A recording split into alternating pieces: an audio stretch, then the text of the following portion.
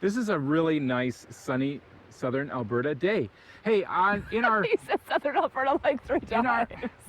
in our video right there, don't worry about her. In our video over there, Lisa and I said, hey, you should come and visit us. And we've had people that came and visited us.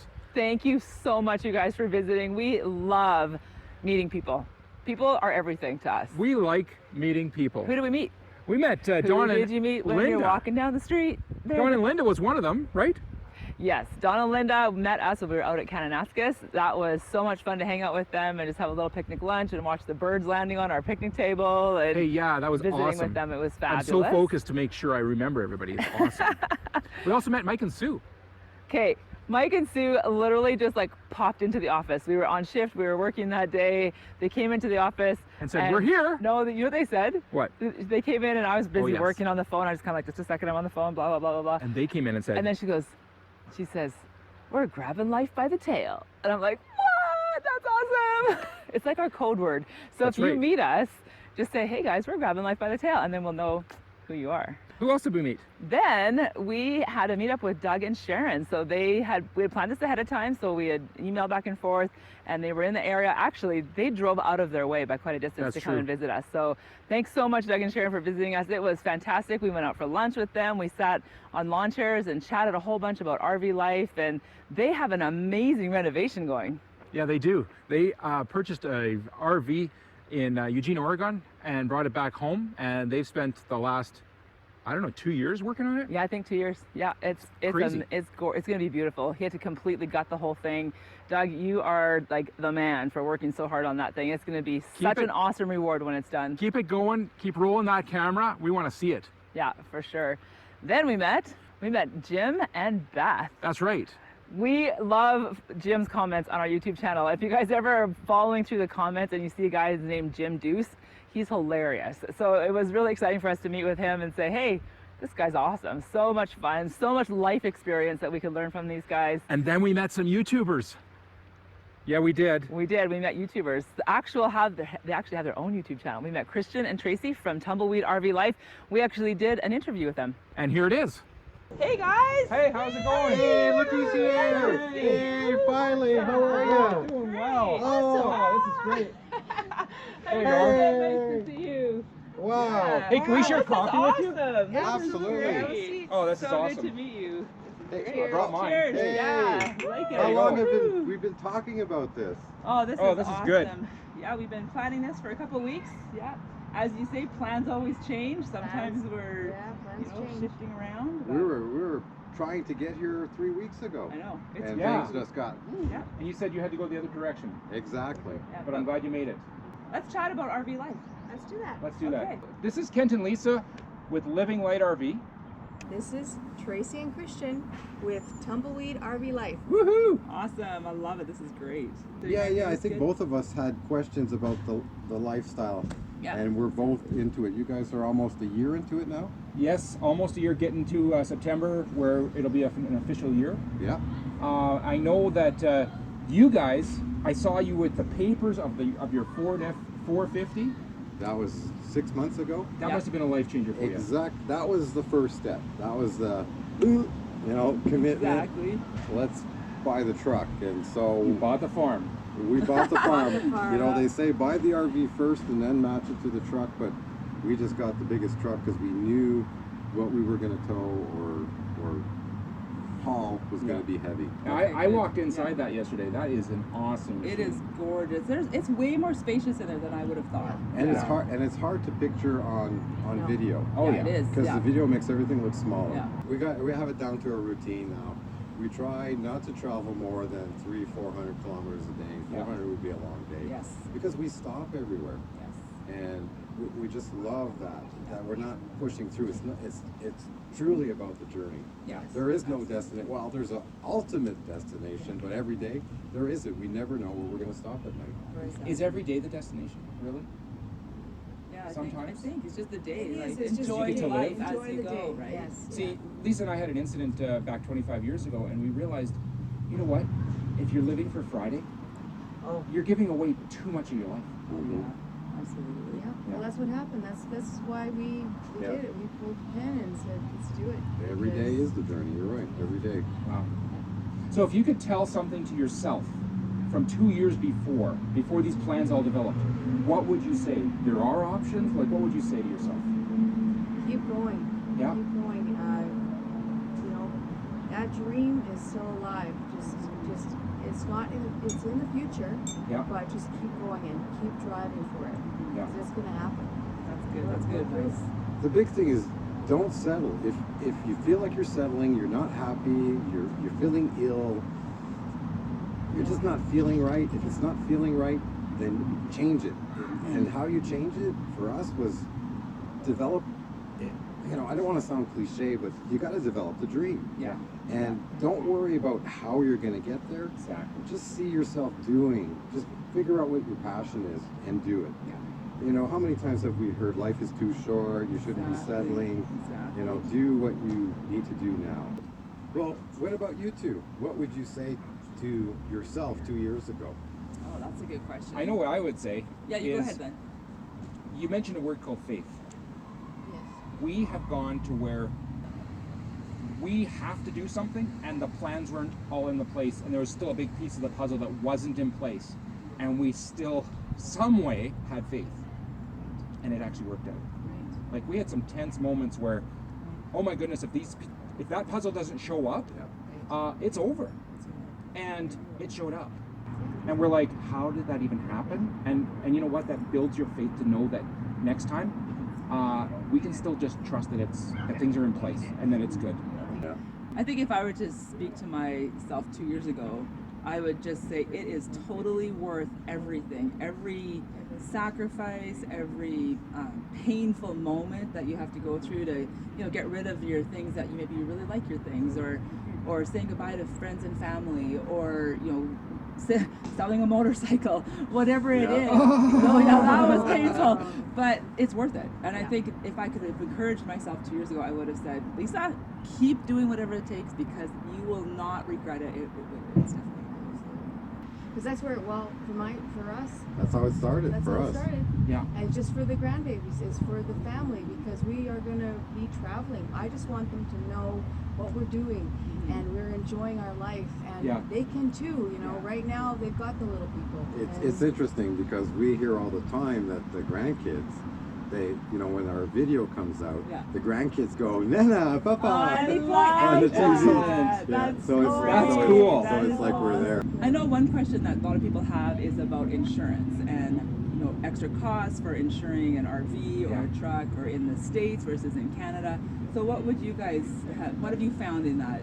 Well, we looked into that because we're about to hit the road full time and heading out of our own province. Yes. And there's implications to that. But more importantly, we're going to be traveling through the States and then into Baja. And so what we found out is liability insurance is the big one. Typically when you insure even a motorhome, as weekend camping, you don't really go very far, maybe one province or state over, and it's not long. But as Canadians going to the US, it has to do with the liability side, that and if it's more than 60 days spent in the US, that they require 50% top up of the liability insurance because of the currency exchange. So where should somebody go to get the information that's for them specific? Should they go to an insurance broker? Well, they should go to their insurance broker or company that they're insured with, because it's all a little bit different for everybody. Sure. Okay, so what is Boondocking? We actually had this discussion yesterday. We went out for supper. We had this discussion, and she didn't understand what boondocking was either. But when we said dry camping, she understood that. Yeah. Dry camping, no services. Yeah. Basically the same thing. And it doesn't matter if it's in a Walmart parking lot, which is not our favorite. No. But consider it off-grid. Yes. And you don't require any services for an extended period of time. Yes. Dry camping, an overnight stay, I don't consider really the definition of boondocking. Right. But going somewhere off track where there's no people and you stay there for 4 or 5 days or 2 weeks, to me that off-grid and you're self-sufficient with power, water, and we have a composting toilet, so we don't need sewer. What is a composting toilet? Well, That So the sounds toilet, weird. the toilet doesn't compost. It's the stuff inside that composts. Okay. So in a nutshell, what the composting toilet does is that it separates the solids from the liquids. Yeah. It's when those two come together that produce sewage, the icky sewage. Yeah. But if you keep them separate, so the solids go into like a peat type media, Okay. and with little bugs in there, it composts. And so you don't get into that sewage type thing. And there's a positive vent that there's constantly air being For the vented, smell. sucked in Okay. to the solid tank and then vented out. Call it the airhead. That's The airhead. That's So where there's a it comes. fan running all the time. There's a fan running. Got it. So it's hardwired into the batteries. Yes. Okay. And it doesn't even have a shut-off switch. Okay. So, yeah. Excellent. You know, we have a video on that right here. Yeah, check that out. Yeah. Definitely, it's a really good video. I watched it. Yeah. It's awesome. Let's talk about pros and cons of boondocking versus campground life. Yes. So, because we've done some boondocking. Here's what we've enjoyed with boondocking. We had a threshold of about 4 or 5, maybe 6 days of boondocking, and then pull into a campground to reset everything. Exactly. Yes. I said Okay. to Kent, I get tired of barely washing my dishes, or barely having a shower, or barely being able to clean the house, because your water usage is so limited when you're out boondocking, and also the power. You have to be so careful about. And you're managing every system. Everything is managed constantly, and so it's like camping or like survival kind of life, and it's awesome. You can see the stars out there, and it's just relaxing. It's gorgeous. But then to come into a campground and recharge, do laundry, have a long hot shower, all that kind of stuff. Your batteries It's really recharge. nice, I think, for us to have the balance of boondocking and campground life. I don't think we would be 100% either way. But in our travels, we look for public showers. So Yes. a lot of times, like beach access, Yes. we'll have public showers. Yeah. Sometimes you can even overnight there. Yes. And so you have access to water and showers. Good. So we look for that. So if you park near a mountain stream, Yeah. unlimited water, Yeah. all you'd have to do is filter it. We have a Berkey, done. Yeah. Yeah. And you can always go skinny dipping in the stream if you have Exactly. to. Exactly. But I'm gonna Problem touch. solved. I'm gonna Freezing cold. I'm going to touch on what she said, though. You were talking about other things, but I'm going to touch on what you said. Okay. Now, the showers, that's for camping, but for us, it's like when we go for get gas, UFA. You Yeah. showed me. You can have a shower there. Yes, Yeah. exactly. I'm talking Yeah, Canada. a truck stop or, Yes. or a card Yes. lock station. Yes. A lot of them have Yeah. showers. Mhm. Yeah, exactly, which is great. So I mean, and I'm with you. I mean, I need a shower Yeah. at least 2 times a week. I'm trying. At least, And I'll yeah. tell you another thing too that we found. Some campgrounds will let you come in, pay $10 Yeah. or whatever to use their shower Your house. So shower, then you- fill your yeah, water fill your tank, maybe tanks, $5 whatever. for water. Yeah. So $10 sometimes for- you can do yeah. that without even staying at the Yeah. campground. Move on. Now, So, just I don't a know. nugget for you. In Washington State, they are excellent at having dump stations at rest areas that are free, fresh potable water. That is a great place to get to. Nice. Almost every rest area has a dump station. Oh, nice. It's so great. And it's fully Washington. serviced. Like Good job, it Washington. works. Yeah. Yeah, Washington State is excellent. Well, and we like dumping our gray like every day because of the weight. Yes. This camper is Exactly. very heavy, Yeah. Yeah. and we never fill our fresh tank. Never. Okay. Maybe like 1/3. Okay. Once the Yeah, 2/3 Yes. kicks in, Yeah. that's too much. Yeah. So now we're timing it based on Yeah. what we think the flow is through the hose. Now, do you have an Excel graph No. for all this stuff with transfer points and He formulas? says no, but he probably does. No. Yeah, He I'm sure it does. is. No. What we're thinking of doing is just having a daily mileage Can I see log. pie charts? No, it'll be a Nothing says fun like charts, right? Oh my gosh, these two are like a peas in a pot. That's hilarious. Like, mid-year to So mid-year. that brings up, that's a good segue then into the next question is, what do we use for planning our trips and for navigating And for apps. and different apps So and stuff, you- tools and stuff. what do you guys use? Well, we use freecampsites.net. Yeah. We Yeah. use Campendium, Yes. and Google. I use a lot of Google Yeah. stuff, just looking Yeah. for reviews on campgrounds and what might be out there. And navigation. And also for navigation, we use Google. We have a GPS, but it's a motorcycle GPS. Yeah, it's a Zumo built for motorcycles. So Which is like, okay, your Bessie, which is our motorhome, and motorcycle routes are not always compatible. So we also use a trucker atlas so that I can see the recommended routes that the trucks go on to. We just ordered the Trucker's Atlas this morning. Awesome, good. Awesome, way to go. Because it gives you height Yes. restrictions.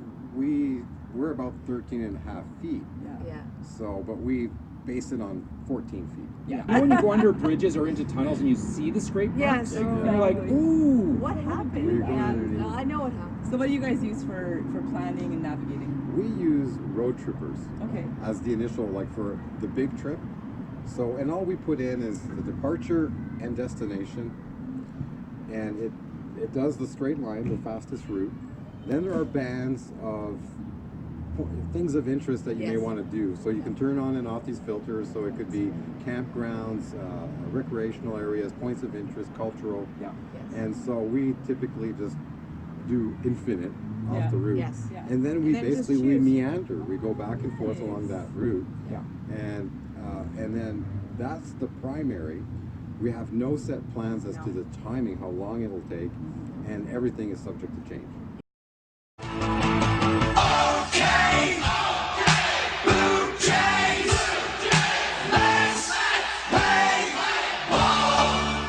Question is, what's one thing this next year that is on your bucket list that you're very much hoping to and looking forward to checking off? For me, it's making it to our land in southern Baja and boondocking there. Because every time we went to Cabo to go check on our land, it was always car rental, and it's not like you can stay in the Mexican desert or bush in a car. So we could never overnight there. So to actually get there and to be able to spend time there, because we'd always go there and go, oh, this is amazing. Yeah. Oh, you guys, that's gonna be awesome. So, and we want to develop this place so that other boondockers welcome. So we'll set it will be no services, maybe a palapa to get out of the sun. Well, the first one was subject to change because we were going to hit the Maritimes, Yes. but things happen. But mine is just the travel. I wanna talk to the locals when we hit the States and just find their special gem in their state, and I want to go see that and take our time. Yeah. Take our time going down. I want to take our time and just I want to see everything. I mean, yes, we want to do. That's your bucket list. That's my Tracy bucket wants to list. see Do everything, everything. Christian. Yeah. That's what she wants to do. I want to see everything. I do. I love it. Yes, I we love want to do Yosemite and the Grand Canyon, and we're going to do all those, and we're so excited about doing those. So, same question, guys. What is on your bucket list that you hope to accomplish this year? This year. Okay. All right, I need to go to Utah and see some of those amazing national parks. Yeah. We missed those on our last time around, and they seem amazing. So Zion, Arches, and we'll see what else is there when we get there. Yeah, that'll be awesome for sure. What else for you?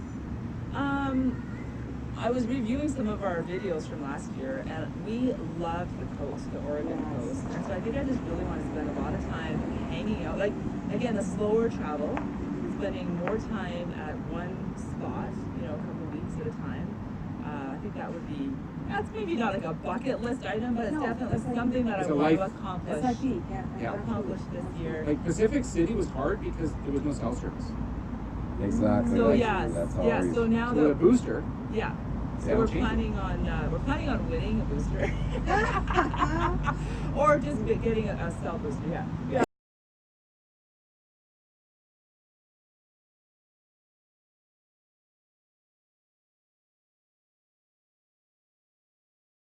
hey, so thank you for being with us today, for meeting with Tumbleweed Tumbleweed RV Life. Be sure to go check out their channel and subscribe to their channel. They have amazing adventures coming up, you guys, like out of this world kind of stuff. Stuff that yes. involves like clearing land and living in a different country and still in their RV. So definitely check out their channel. Super, super fun. It's going to be awesome. Yeah, I'm looking forward to following their adventures too. Yeah, so you can definitely check out their channel in the description below. We'll leave the links as well as up here. Yes. And thanks so much for watching. I'm Lisa. And I'm Kent, and we're Living Light RV. We are grabbing life by the tail. We hope you are too, and we'll see you next Thursday. Yeah. Now, for me, a burpee is what you take after you open up a Hires root beer and drink half of it. That's what a burpee is to me. So I have no idea what you guys are talking about. Sorry. Oh, don't There's- ask. She'll show you. There's the challenge. There we go. Okay, ready? Down, in, out, up, and jump. So